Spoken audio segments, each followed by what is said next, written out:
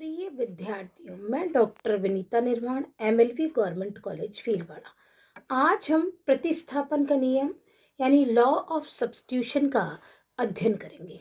वास्तव में मनुष्य की आवश्यकताएं अनंत होती है और उनकी पूर्ति हेतु उसके पास उपलब्ध साधन सीमित होते हैं। इन साधनों को विभिन्न वैकल्पिक प्रयोगों में लाया जा सकता है। इस नियम में यही स्पष्ट किया गया है कि उपभोक्ता को अधिकतम संतुष्टि प्राप्त करने के लिए अपने सीमित साधनों को इस प्रकार व्यय करना चाहिए कि प्रयोग की जाने वाली विभिन्न वस्तुओं की अंतिम इकाइयों से प्राप्त सीमांत उपयोगिता समान हो जाए। इस प्रकार इस नियम को अनेक नामों से भी पुकारा जाता है, जैसे कि समसीमांत उपयोगिता नियम, the law of equimarginal utility, अधिकतम संतुष्टि का सिद्धांत, लॉ ऑफ मैक्सिमम सेटिस्फेक्शन, उपभोग का नियम, लॉ ऑफ कंजम्पशन, मितव्यता का नियम, लॉ ऑफ इकोनॉमी, आय के आवंटन का नियम, law of allotment of income एवं आधुनिक अर्थशास्त्रियों ने इस नियम को आनुपातिकता का नियम, लॉ ऑफ प्रोपोर्शनल भी कहा है। ये परीक्षा में किसी भी नाम से पूछा जा सकता है।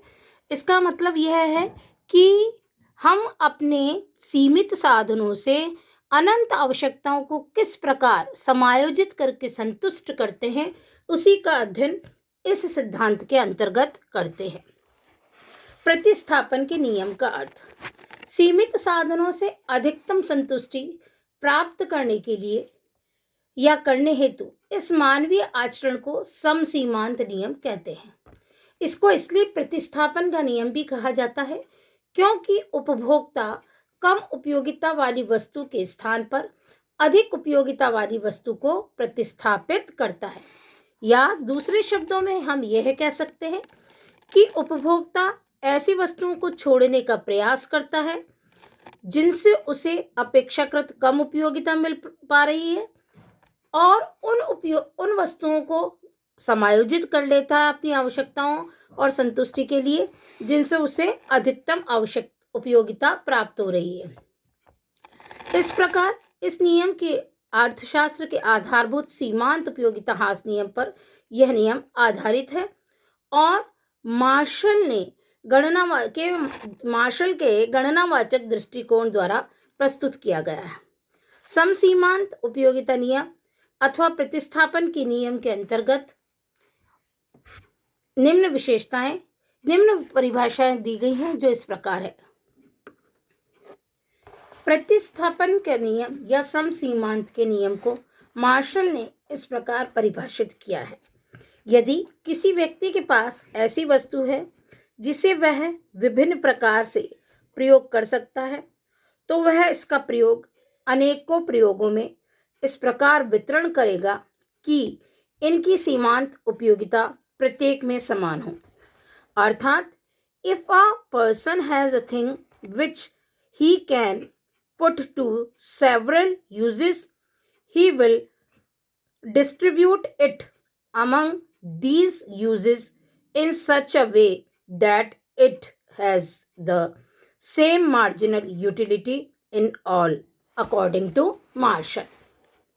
गोसेन ने भी इसे परिभाषित किया है। उनके अनुसार यदि सभी आवश्यकताओं को पूर्ण संतुष्टि के बिंदु तक तृप्त करना संभव नहीं है, तो अधिकतम संतुष्टि प्राप्त करने के लिए यह आवश्यक है कि विभिन्न आवश्यकताओं की संतुष्टि उस बिंदु पर रोक दी जाए जिस पर उसकी या उनकी तीव्रता समान हो जाए। अर्थात if it is not possible to gratify all wants to the points of satisfactory, it is necessary in order to obtain maximum satisfaction to discontinue the satisfaction of different wants at the point at which their intensity has become equal. इन परिभाषाओं के आधार पर यह कहा जा सकता है कि अधिकतम संतुष्टि प्राप्त करने के लिए धन व्यय करने की ऐसी प्रवृत्ति जो कि अनंत आवश्यकताओं और सीमित साधनों को समायोजित करने के लिए विभिन्न वैकल्पिक प्रयोग दर्शाती है, उसे हम समसीमांत उपयोगिता के अंतर्गत लाते हैं, जिसके अंतर्गत उपभोग की गई विभिन्न इकाइयों से प्राप्त सीमांत उपयोगिता को लगभग समान रखा जाने का प्रयास किया जाता है या रखा जाता है। परिभाषाओं के आधार पर प्रतिस्थापन नियम की कुछ मान्यताएं हैं। Assumptions of law of substitutions वो इस प्रकार हैं। ए, विवेकशील उपभोक्ता। इस नियम का सबसे बड़ा आधार यह है कि यह मान लिया जाता है कि उपभोक्ता विवेकशील प्राणी है एवं विवेक से ही अपनी आय को व्यय में समायोजित करता है और उसका ध्येय उपयोगिता को अधिकतम करना होता है। नेक्स्ट है मुद्रा की स्थिर सीमांत उपयोगिता। मुद्रा की मात्रा व्यय के साथ साथ कम होने वाले या कम होते चले जाने के बावजूद भी मुद्रा की सीमांत उपयोगिता में वृद्धि नहीं होती है। नेक्स्ट, उपयोगिता की माप संभव। उपयोगिता की माप भी संभव है, अर्थात उसको जोड़ा और घटाया जा सकता है। नेक्स्ट है स्वतंत्र वस्तुएं। इस नियम में वस्तुओं को एक दूसरे से स्वतंत्र माना गया है, अर्थात वे एक दूसरे पे डिपेंडेंट नहीं है।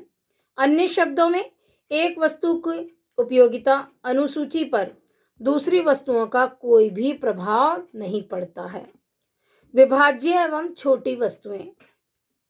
यह नियम इस मान्यता पर क्रियाशील होता है कि वस्तु की छोटी छोटी इकाइयों में वस्तु को बांटा जा सकता है ताकि उपभोक्ता अपनी आय का थोड़ा थोड़ा अंश विभिन्न वस्तुओं पर व्यय करता रहे। नेक्स्ट है सीमित आय। उपभोक्ता की आय सीमित मानी गई है। तात्पर्य यह है कि इसी कारण उपभोक्ता अपनी सभी आवश्यकताओं की पूर्ति करने में सक्षम नहीं होता है और उसे विभिन्न आवश्यकताओं में से चयन की समस्या का सामना करना पड़ता है। नेक्स्ट, मूल्य में परिवर्तन न होना। अर्थात इस नियम के एक मुख्य आधार यह है कि वह वस्तु के मूल्य स्थिर मानता है, जिससे कि वह दो उपलब्ध वस्तुओं का कंपैरेटिव अध्ययन करके और उपयोगिता का अध्ययन करके तुलनात्मक अध्ययन के आधार पर जिससे अधिकतम उपयोगिता प्राप्त हो रही है उसका चयन करने में सक्षम होता है। नेक्स्ट है आय, रुचि एवं फैशन में कोई परिवर्तन नहीं। इस नियम में यह भी मान्यता है कि उपभोक्ता की आय, रुचि एवं फैशन में भी कोई परिवर्तन नहीं होता, परंतु वास्तव में ऐसा नहीं होता है। इस प्रकार यह कहा जा सकता है कि इस नियम की कुछ मान्यताएं हैं, जैसा कि हम अर्थशास्त्र के विभिन्न सिद्धांतों के अंतर्गत भी अध्ययन करते हैं कि अन्य बातें समान रहने पर यह नियम लागू होगा, अन्यथा यह नियम लागू नहीं होगा। अगले व्याख्यान में हम समसीमांत उपयोगिता नियम की व्याख्या और उसके महत्व के बारे में अध्ययन करेंगे।